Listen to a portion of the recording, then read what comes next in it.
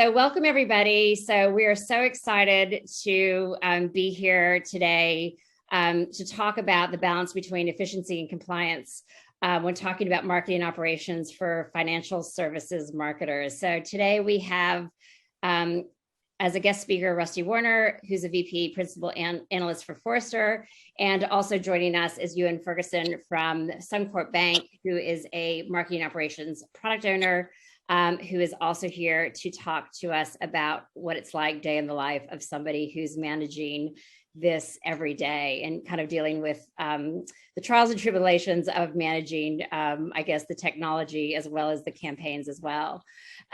So I guess first and foremost, what we'll be talking about are the challenges facing marketers in financial services. So Rusty will be taking us through the top 3 challenges, really MarTech investments and how they're critical to overcome these obstacles. Ewan will take us through the, I guess, best practices and how Suncorp has really nailed this. And we've been working with Suncorp at Intelligence Bank for quite a number of years, and we've worked with Ewan, I guess, a couple of times at different his different roles. But they've really hit almost 100% marketing compliance, and they've really kind of nailed how to do that well, and can share some best practices. And then Rusty will conclude with some recommendations and next steps. So I'll hand it over to Rusty to kick us off. And thanks, Rusty. And you can maybe talk about some of the challenges that you've seen with, I guess, overall globally with financial services and marketing and what's going on there.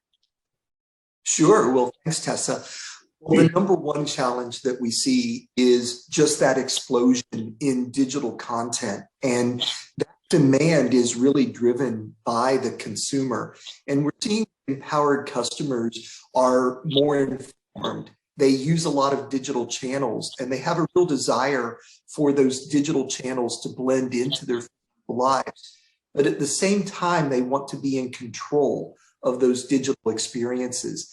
But for big brands, that can sometimes be a challenge, because traditionally bigger brands have operated in silos, and they have different business units available and working on different channels. Or perhaps they are bolting on those digital experiences to the current experiences that they provide. Now, while they're doing that, there are disruptor brands out there that are meeting those customer expectations. And sometimes those are fintech startups, but in other cases, they might be brands that don't even compete with financial services. It might be the likes of Google or Facebook or Amazon, who are providing digital experiences that then reset the bar for what those customers are looking for. So that leaves financial services marketers with a big challenge. They're trying to meet those expectations for customer experiences. They're trying to meet the bank's goals for onboarding customers and getting them using products. And they're trying to do that in a way that makes it personal for the customer while still meeting those revenue goals of the bank.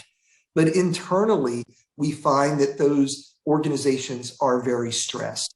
They are using more agencies or maybe more freelancers. And we know that because of the pandemic, everyone's working from home. At the same time, headcount might be reduced or budgets might be reduced, but that doesn't get rid of that need to meet regulatory compliance. And if you take regulatory compliance and put it on top of an already stressed organization, it sometimes can be a recipe for disaster.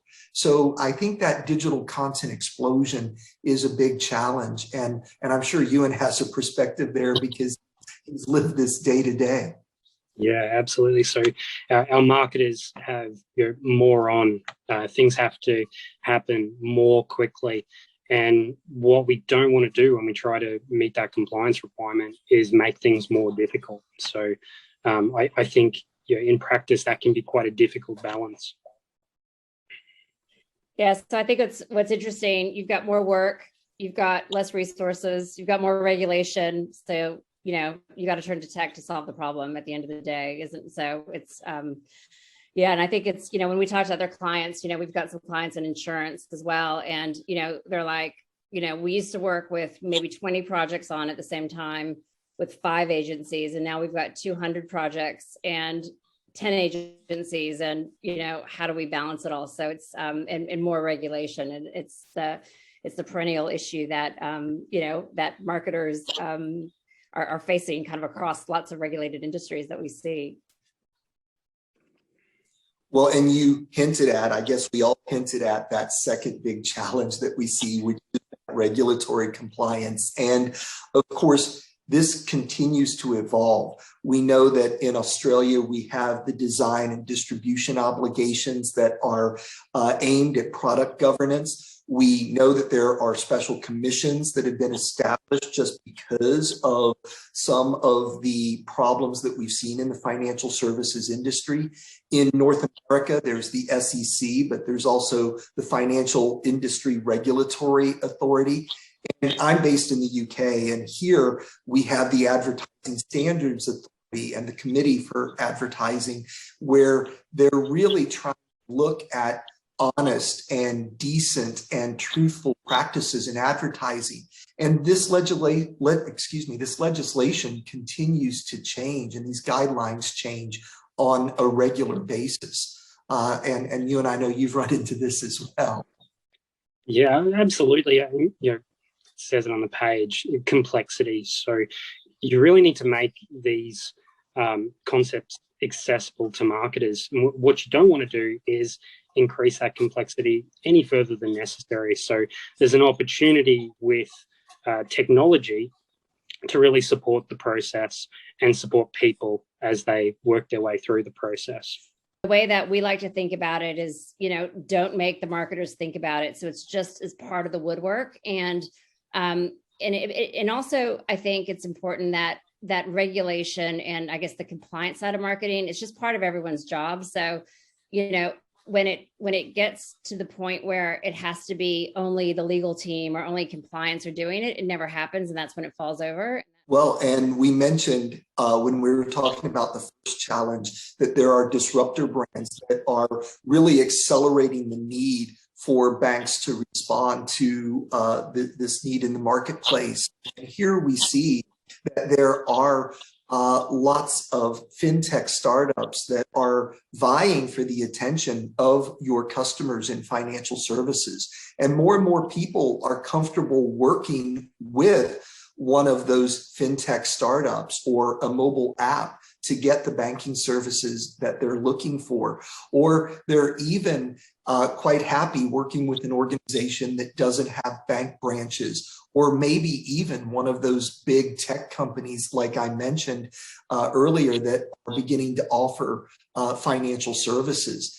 What's really disheartening for me in this particular survey that we did is that so many people think that all banks are the same, or that all investment firms and insurance firms are the same. They don't really see much differentiation in what they provide.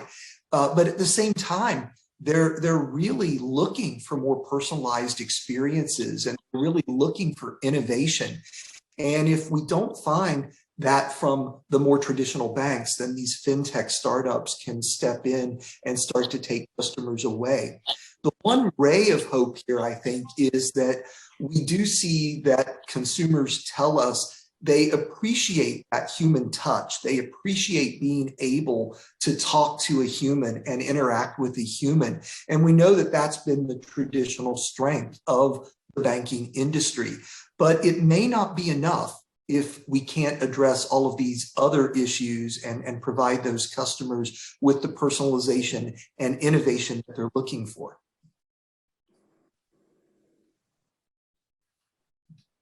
Yeah, and I think, for me, this slide is really about the pressures that, financial services marketers are under. So not only do you have to be a good big bank, but you're getting pressure from below. So, if you're, a top tier bank, you've got to get to market fast because, you've got these startup fintech companies like, just chomping at your heels. So you've got to innovate quickly.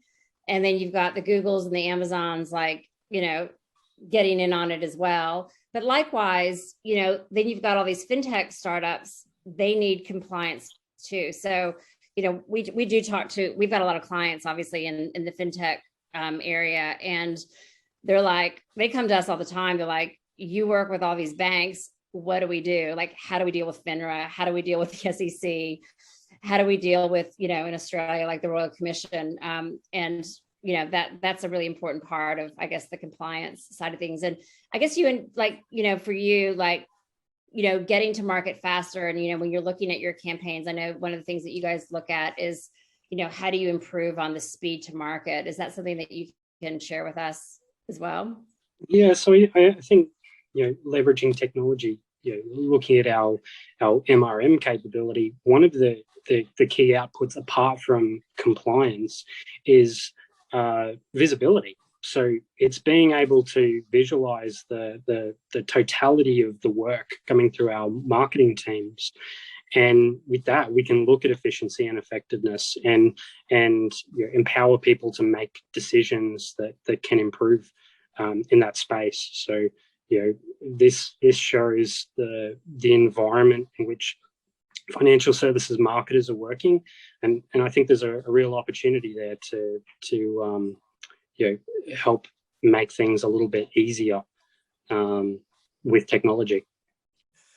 Well, and we talked a lot there about the opportunity, but there's also the imperative. And I think financial services people know this well because they see it in the headlines every day with the rest of us. The fact that whether you're in Australia or in North America or in Europe, we see that banks sometimes have let down the side because their marketing or advertising is not compliant, or they've done something that has been questioned by the consumers and ultimately by some of the regulators.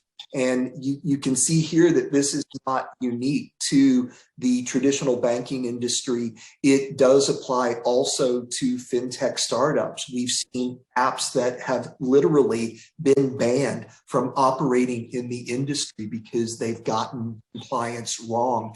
We've seen banks, as you can see here in North America, spending millions to rebuild trust and good faith, especially with younger people who feel that some of these institutions are no longer fit for purpose because of bad practices. So this becomes a real challenge. And Tessa, I know you work with a lot of financial services organizations to try to avoid some of these issues. So I'm sure you've got a perspective.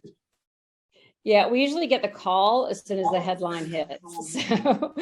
So yeah, we I guess one of our value propositions is don't get fined or sued or fired, basically. And that's when people usually call us, is when the board of directors brings up the CMO and says, all right, we're getting slogged with fines from the regulator and we need a process to deal with this. So that's sometimes the reason why people buy Intelligence Bank, but yeah, you don't want to get in the news for the wrong reasons, I guess. And I think, you want a system to, just the way I think about it is, like airline pilots taking off, when they take off and land a plane, it's like, yeah, people know how to fly a plane, just like marketers know how to, basically create ads. But, when it gets complex, and you've got a revolving door of people, you need a checklist to kind of make sure, and especially when you've got a changing regulatory environment, you need a checklist of what to do as well. And then I think, to your point, Rusty, when people are working from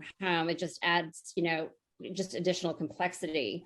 And you kind of need a bouncing ball for people to follow, and not to make it harder, but just to make sure it's complete and it's correct as well. So I don't know, you got, you're living this every day, and, you're faced with, kind of the threat of mistakes. And, I guess, when you're dealing with retail, when you make a mistake on pricing for a box of cereal and it's, $3.95, not $2.95, it's $1, it's less of an issue. You just do a correction in the catalog. But, when you're dealing with a home loan, mistake and it's hundreds of thousands of dollars, it's, you're dealing with people's lives, and it's a bit different, isn't it? Yeah, absolutely. And risk and compliance were the driving force behind our move towards MRM and starting our relationship with Intelligence Bank. And we've all seen the headlines. I think we have the opportunity to, again, leverage technology to support the process, to support the people, because marketers are marketers. They're not lawyers, or they're not out there writing these regulations. So,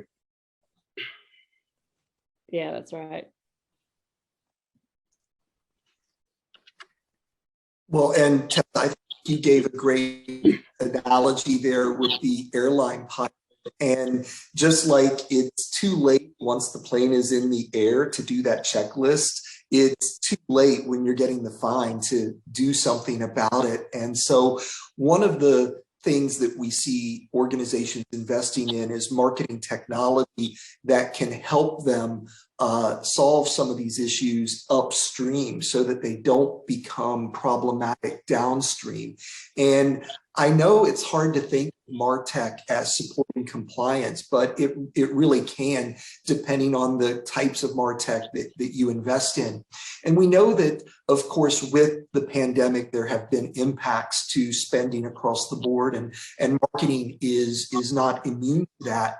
But the MarTech part of the marketing budget has been relatively safe through the pandemic. And between 20 and 22% of the marketing budget goes to technology.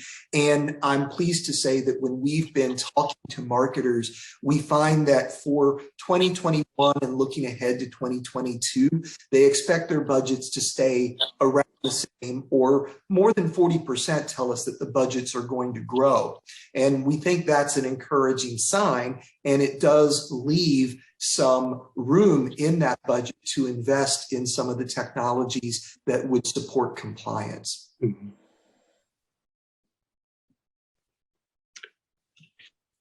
And to take that a step further, marketing resource management, which we've mentioned a couple of times, is that category within MarTech that would support compliance in the way that we've been talking about it.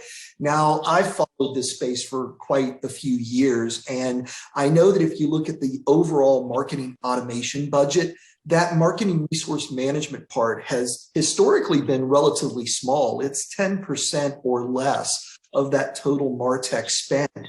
But over the last few years, we've seen an increase in spending. We've seen that the growth rate for the investments in marketing resource management have been between 20 and 25%, which is more than double what we see on more traditional execution-focused kind of technologies like campaign management or marketing automation tools. And that was before the pandemic.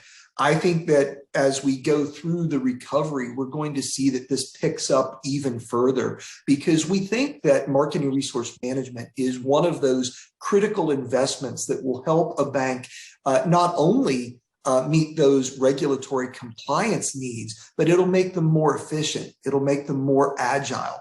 We know that all bets are off because of the pandemic, and everything we thought we knew about our customers and our markets has changed because behavior has changed. Needs have changed. We see that banks are more focused out of the need to serve their customers on financial well-being, on financial literacy.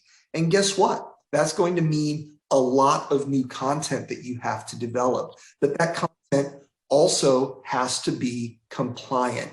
And so these tools will enable organizations to be more agile, to keep pace with some of those changes while maintaining compliance. And marketing resource management is one of those great categories that I get to cover because we see such great success stories. We see that the business value and the impact is so high, and the level of investment is relatively low compared to other tools that you might buy. Now, of course, and I know Tessa can attest to this, and Ewan as well, there is change management and user adoption required because MRM does embed itself deeply into your processes and the way you operate. But once you make that investment, the return is potentially high, and it can become a real workhorse for the organization. And Tessa, I know you've got a perspective on this because you help so many organizations with this very investment.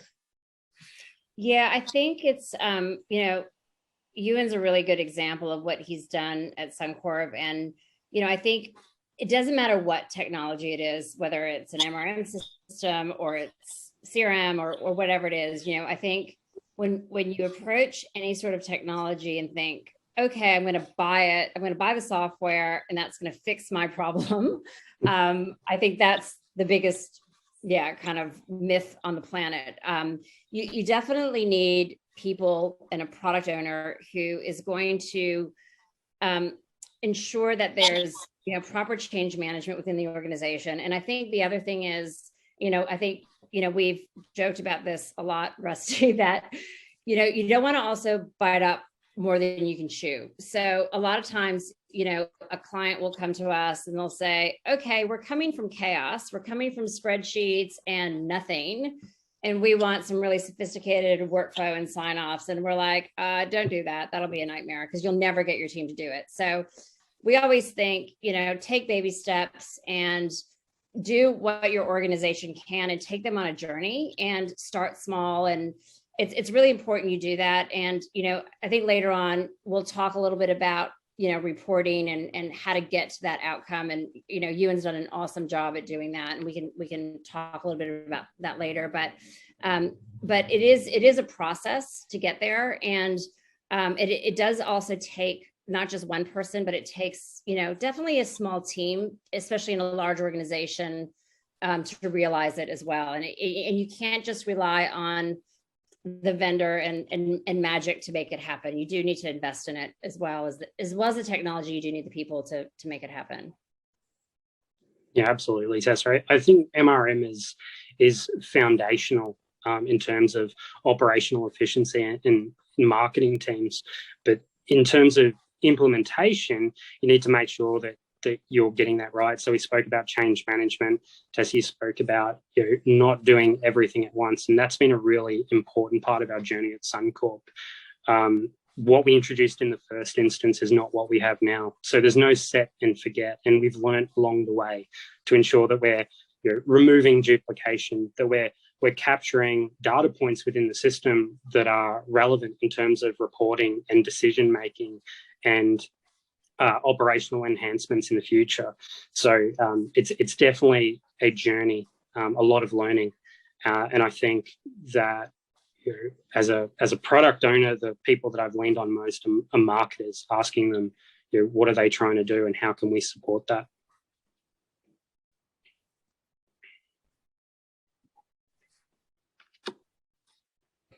And we talked a lot there about the adoption of the solution when it comes to MRM and how we need to ensure that it is working well within the organization and the processes that the organization has. It also will integrate with other tools that you have in place. And in particular, it becomes important for the way you manage content. And when you're looking at a tool like this, it goes a lot further than just your web content management system or your digital asset management. It really starts to involve the people that are creating content, people who are responsible for ensuring that content is compliant, the people who need to approve the content, the legal team, the compliance team, the product owners. So it really brings a lot of people together and some different tools and systems that need to help you create that content and make sure that upstream the content is where it needs to be. And then it's going to connect to the systems that are going to automate the delivery of that content and making offers to customers, whether that's in advertising or marketing or CRM or whatever the case may be. So your MRM tool will have its own analytical capability to help you ensure that you are generating compliant content, but then it will connect to those other systems that you have that are going to use customer data to determine when an offer is appropriate to a customer. And when we know what is appropriate, how do we ensure that exactly the right content is delivered for that channel? But it doesn't stop there. because of course you have to measure as well. You have to measure the content itself to ensure that you're producing what you need. And then you have to measure the success of that content in market. And that brings all of this full circle so that that measurement enables you to continuously optimize and improve the way you develop that content in the first place. Yeah, and I think this example, and one of the things that we had talked about as well, and one example of this was the disclaimer engine. And this is something, I guess, from a compliance perspective, which we'll talk a little bit about later, where marketers, as they're creating their creative briefs, can look at a disclaimer engine to understand what fine print, for instance, needs to go in different I guess ads. So depending on the state you're in, or the product, or the channel, whether it's print, digital, whatever it is, it could automatically tell the marketer what fine print needs to go in which ad. And not only is that useful for, I guess, the creatives to then know what to go in the ad, but then that same engine can then be used to then dynamically put that creative into, I guess be used as like a headless content management system to put that, I guess, that data set into, I guess, websites and email marketing campaigns and third-party applications. So I guess having that central repository for that compliance data is also kind of critical for, I guess, the distribution side of it too. Absolutely. As we talked about at the very beginning, that first challenge of the explosion in digital content, it would be impossible with all of our cognitive capabilities as humans to keep track of everywhere a disclosure statement needs to appear. But if we can use a solution to know where those disclosure statements need to appear, or when they need to change, if it's the first of the year or the first of a new tax year, and we see that we need to change disclosure statements because of changes in regulation, knowing where those disclosure statements are and making a change that will then permeate throughout the content ecosystem to make sure that the right content and the right disclosure is going to show up in a digital channel is critical. And again, that's not something you want to try to do manually. Yeah, that's right. That's right. So we will talk a little bit more about disclosure statements and the automation of that when Ewan takes us through his case study and talk about a little bit about, I guess, Suncorp and just, I guess, a little intro. So the Suncorp Group is one of the leading financial services groups in Australia and New Zealand. Suncorp was actually our very first customer when we started Intelligence Bank over 10 years ago. So I'm forever grateful to Suncorp from day one. And we've worked with them for a long time and in lots of different departments. But specifically, I guess this team that we've been working with use Intelligence Bank and our marketing operations platform for automating campaign approvals to really uplift governance and marketing compliance, to embed a really robust process for tracking approvals and for market, from a compliance perspective, and then adherence to different regulatory compliance. So in Australia specifically, there was a really robust, I guess, governance and compliance initiative called the Royal Commission, where basically the entire banking industry was raked over the coals, is probably a nice way to say it, but was basically looked at with a fine-tooth comb about how the customer can be better served. And there were lots of things that were uncovered, but lots of, I guess, regulation about, I guess, truth in advertising and product marketing and lots of other things were put into place. And it really affected how marketers go to market, amongst other things. Like there's a zillion other things that came out of that commission, but it really affected, kind of advertising and marketing quite profoundly. And new regulations are coming every day. So Ewan has kindly offered to join us today to really talk about the sorts of things that he and his team have done and spearheaded. And you and I actually talk about you all the time to a lot of our clients as an example of, a team that is really a great example of, you guys don't rest on your laurels. You're always, trying to improve. You're faced with new regulations all the time. You're constantly, adopting, every time we launch a new product, you're always adopting it. And for that reason, you're always at a very, very high level of compliance where, and you don't rest. And that's, that's a really great thing about what you guys do over at Suncorp. But I thought it'd be great for you to take us through, because I think a lot of financial services marketers can learn a lot from how you guys have set up your MRM system. Mhm. But to really talk about your campaign process and what is in Intelligence Bank and what's out, and kind of how you think about that. Because I think your approach is super unique. And I think not only for MRM, but also for any software you implement, like, I think there's some great learnings, and I'm actually going to take some learnings into our CRM system because we're doing it all wrong. So I'm learning from you too. So if you can talk a little bit about this, that'd be great. Thanks, Tessa. So I think everyone's heard those technical implementation horror stories, or maybe been a part of them, where people attempt to do everything all at once. All of the information has to go in the system. And there's this expectation, not only that the system, the technology fixes all of the problems, but it becomes the new process, the new way of working that everyone needs to follow. What we've done at Suncorp is not that. So we've really identified those key points in our existing process where we want to have either a visibility for audit purposes, or for reporting, or for decision making, pipelining our program of work, whatever it may be. And that's what we focused on getting in the system. So, some obvious points here. We have a campaign brief. We have campaign briefs, actually, which we'll talk about in a moment.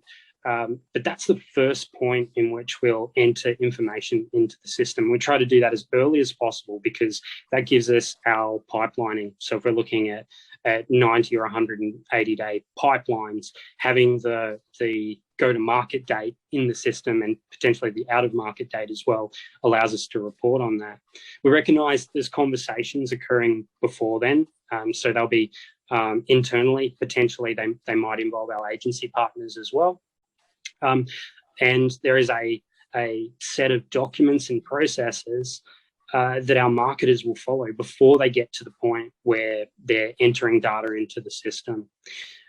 What we've done is, so as to avoid duplication, we really minimize the points within our campaign brief, which I'll discuss in a moment, but we allow people to attach that work that's potentially occurred beforehand straight to that document. So it still exists. It's available for collaboration, for auditing, but we're not asking people to enter things into the system that they've already done, or we're minimizing that as much as possible. We've spoken about compliance and auditing already, and how that was a key driver for Suncorp to adopt the Intelligence Bank platform. So as you can imagine, having a risk assessment that accompanies a campaign briefing process, a campaign brief, is really important. So we have the ability to do a risk assessment within the system, to engage with our risk partners internally, and to attach that to a brief. We also have a legal disclaimer engine, a self-service tool, if you will, that again attaches directly to that original brief, so that there's an audit trail, so that potentially any of our stakeholders that we're working with can follow the trail. If they're asked a question from a legal perspective, perhaps they can go back to the original information, and it's all contained within one workflow. With that, we're able to produce reporting off the back. So really, the key learning is simplify. Make sure you've got those points in which you need data, and avoid any duplication. That's been our focus. With regards to the briefing process, Tessa, so the briefing form that we've created. So we talk about a brief, but what we've actually done is create a hierarchy of briefs based on the complexity and risk of certain marketing activities. Whilst we may have more than a dozen fields being captured within the system for a large integrated campaign for something that potentially is a change, is content for a social channel or a change to point of sale creative. That process, that brief within the system is much smaller and allows things to move quicker. We've also built the capability to attach a task brief, so those smaller briefs, to a campaign brief, recognizing that there might be associated activities such as a social campaign or new creative at our point of sale or a direct marketing activity associated with the larger campaign activity. And again, we're following that rule of ensuring that we're reducing duplication, but we're attaching everything that happens as part of that overarching activity to that central point. So from a reporting perspective, a visibility perspective, we're able to tie all of these things together and get really meaningful information and insight from it. With our brief, we also have the ability to engage stakeholders for feedback or to put an approval mechanism in place. So if a certain activity is of a certain risk activity, we know that we can engage a leader internally to review that before it will go to our agency partners and progress any further. So we're getting the necessary people involved at the necessary time.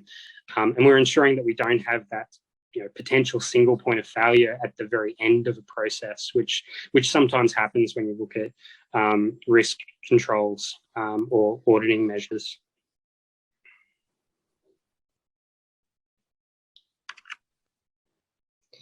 Now, we've mentioned the disclaimer engine a few times, so quite separate to our a brief process, but still able to be linked, is our disclaimer engine. And essentially what we have with our disclaimer engine is a set of questions built within the Intelligence Bank platform that are asked to a marketer. All the marketer needs to do is go through and answer questions, starting from the very simple, such as brand and product, and working their way down. And what that will provide is, one, a set of disclaimers that would be relevant to the activity that have been reviewed by our legal team before they were loaded into the platform. It might recommend that our legal advisory team are engaged for that activity. So it might be something that's more complex, or we think that providing a disclaimer is not enough. And it might ask questions as well around, well, what else do I need to check or be aware of? So what we're doing is really trying to remove the complexity. The expectation is not that a marketer memorizes all of the different things they do. The expectation is that they'll go through this process within the system that provides them what they need before our marketing material goes out to consumers. What's really cool about this tool is, so firstly, I think what's really important is that your legal team drives the content, right? So ordinarily without this, what usually happens is that there's bottlenecks galore with legal. So your marketers are off doing briefs, and then it gets to legal and they're like, oh, well, did you know that because it's a print ad for this insurance brand in this state, you have to say this, not that. And then the whole thing has to go back to production and it takes time. So what this does is it avoids the bottlenecks. And by doing this, it automatically provides the marketer with the answer of what needs to be on the brief. So depending on the spend is also, so if it's it can automate the approvals and the triggers that says, okay, if the expenditure is over a certain amount or under a certain amount, it may or may not have to go to legal because we're already giving the marketer the answer.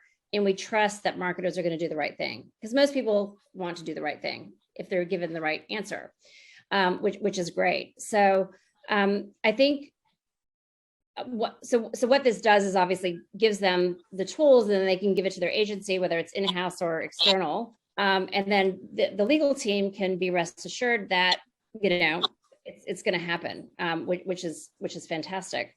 We have other clients as well in other industries who have taken, I guess, the disclaimers and then have put it into like local area marketing templates as well. And that's automated into banner ads and things like that. So going back to, I guess, the automation of the content as well. So you can take it to the next level as well, but it does have to be driven by, I guess, the legal team. I was literally talking to a client today and they said, right, we want to do disclaimer engine. I'm like, okay, well, call your legal department first because you can't make this up, right? So you need to get them involved because they have the answers. So, but it does save them time, and it is a really powerful tool, and it does save lots of time and lots of money and fines, and you guys have done a really awesome job with this. Yeah, it's probably important to say too that it doesn't replace that engagement with legal advisory. So there's still an opportunity throughout our campaign workflow to engage with the legal team. This is designed so that we can go through this process and get what we need at the right time without those bottlenecks you spoke of, Tessa, and also with consistency. So the content is in the disclaimer engine. It has been reviewed, which means it's there until it needs to be replaced. So you'll see across our promotional activities or marketing campaigns, consistency in the language that is used in disclaimers because it's provided through this platform. Yeah, it's great. It's really good. So something that has been quite new that we've already mentioned is the design and distribution obligations. So for everyone not in financial services in Australia, what that means is that all promotional materials and marketing campaigns must be directed towards consumers in a specific target market.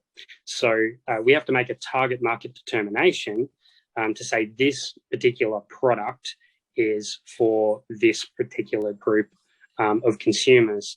And the way in which we market that product has to meet that target market determination.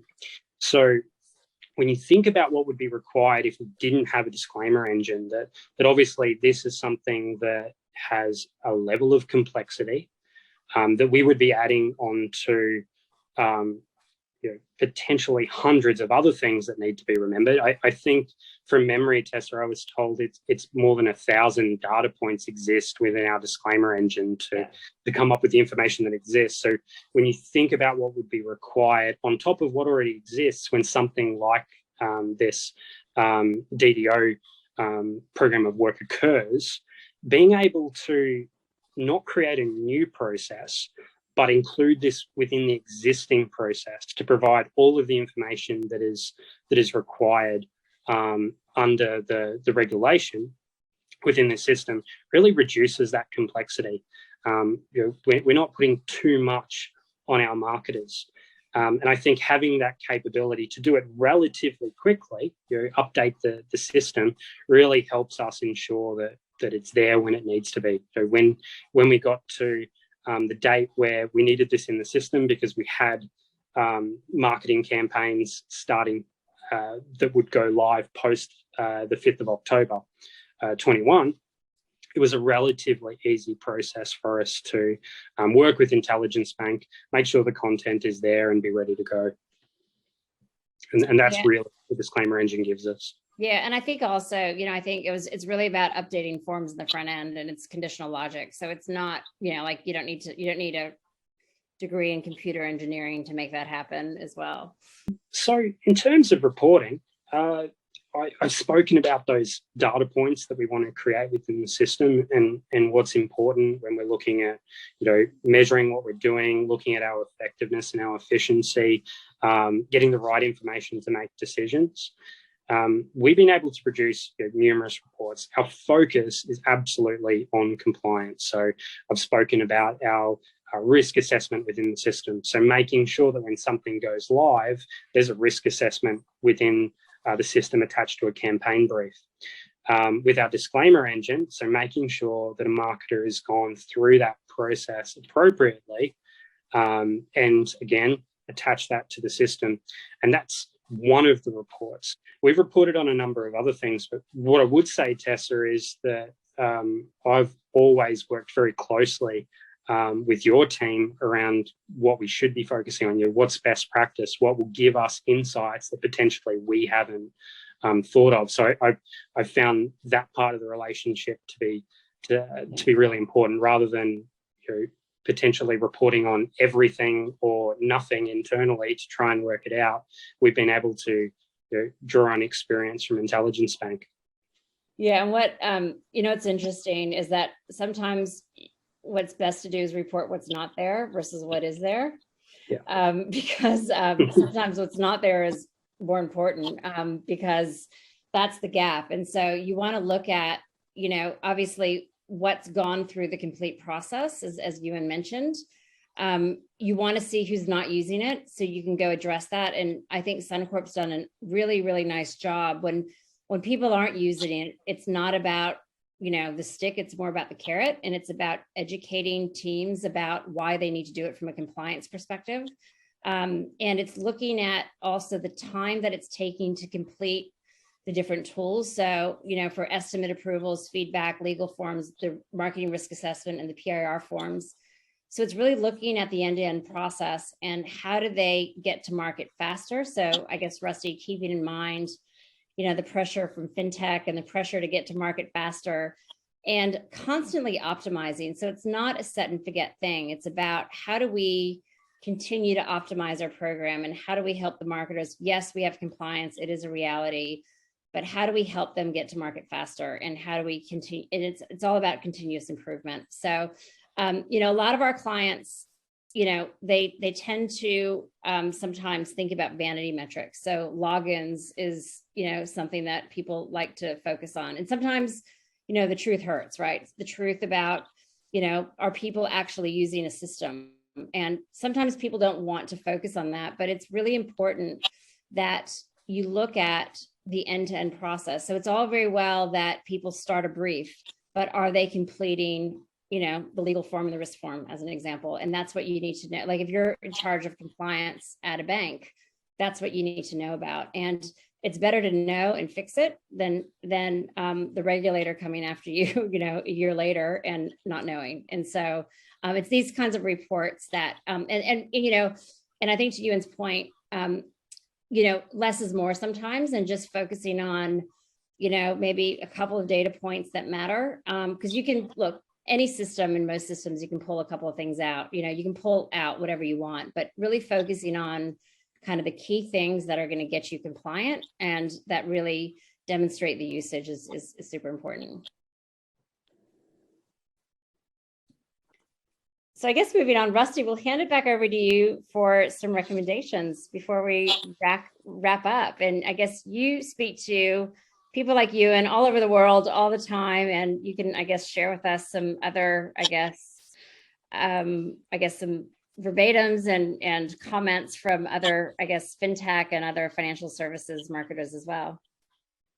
Yeah, well, we've put in some quotes here from organizations in different parts of the world. And what occurred to me as you and Ewan were just talking about the reports and the dashboards is we have so many hard facts where we can tie back to numbers and tie back to the benefits, and we can put those into figures and we can put them into a report or a dashboard, and it really shows the progress that the organization is making.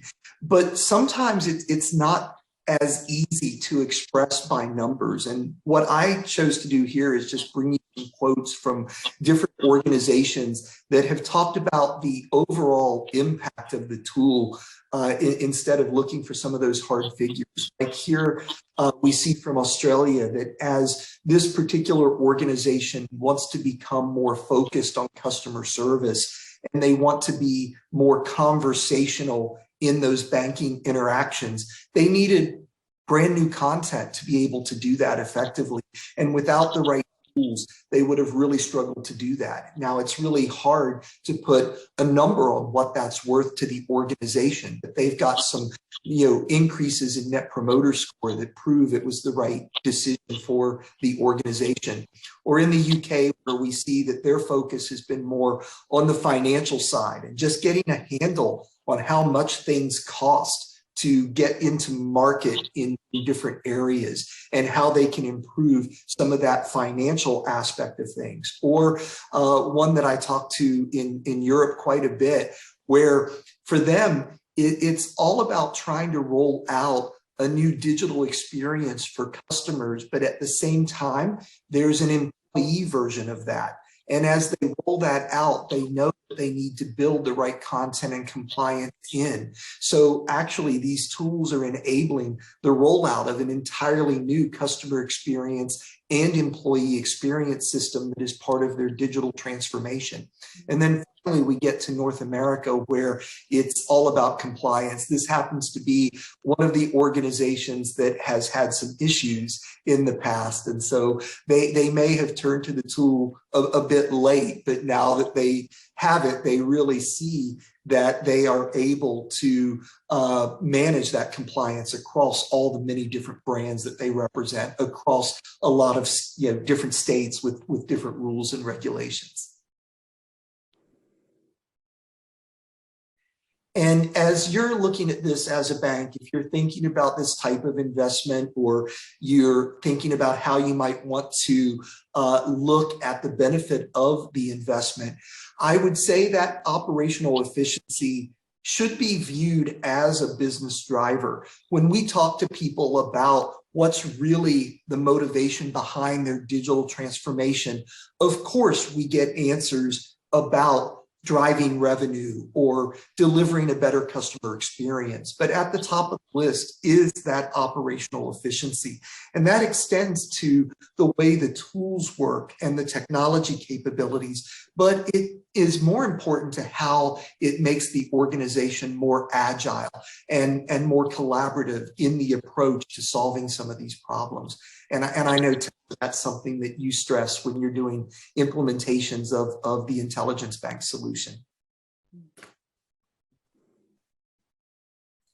And then you will have to tackle some of these issues that we talked about. No one said this would be easy.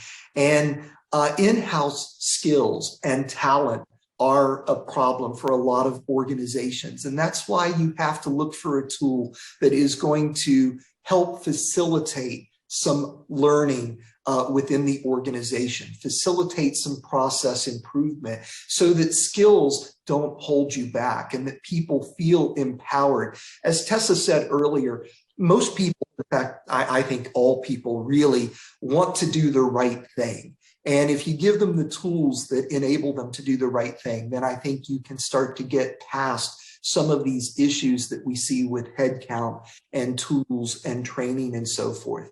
And then, of course, we have talked about compliance a great deal during the webinar. We know regulation is important, but a lot of people let that stand in their way. And in fact, I've heard organizations say what 34% of the people in this survey told us, that there's just no acceptable tool, that we have these banking specific requirements and we have all of this regulatory hassle, and there's just not a tool out there that works for us.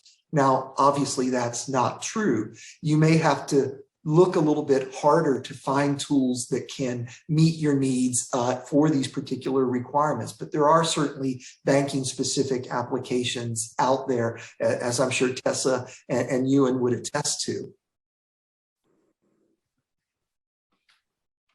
And as you're looking at those tools, I think it is a requirement that you embed them into your digital banking architecture. So the last thing that you want to do is invest in a tool like this and have it be a standalone tool that only marketing uses or only legal uses. It has to be something that is embedded into the architecture and the processes that you have so that it can connect to the other tools and that you can then leverage that compliant content and make sure it gets to the customers for whom it was intended. Of course, when you're investing in these solutions, you can't have them be standalone tools that only marketing will use or only the legal department will use. You really need to embed your marketing resource management and your performance management into your banking architecture. So it becomes a part of that tech ecosystem and a part of your process environment. So with marketing resource management, there's a lot of moving parts, but in particular for today, we've talked a lot about the content production and the compliance, and then making sure that that feeds into your offer and promotion management.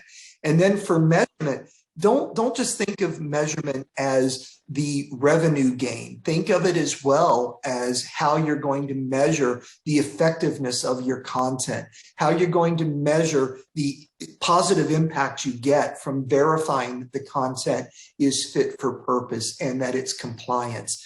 Or that it's compliant, I should say.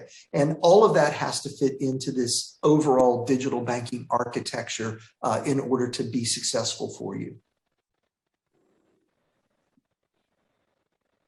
And then finally, don't think of it only as a technology solution. I know, Tessa, Ewan and I have said multiple times that it's not just about the tech, it's about the people and it's about your processes. And if you can get that blend right, it will make you more efficient as you automate some of these redundant processes that have to happen for compliance. It will mean that you begin to make smarter decisions because you've empowered people and you've educated people in the way that this should work.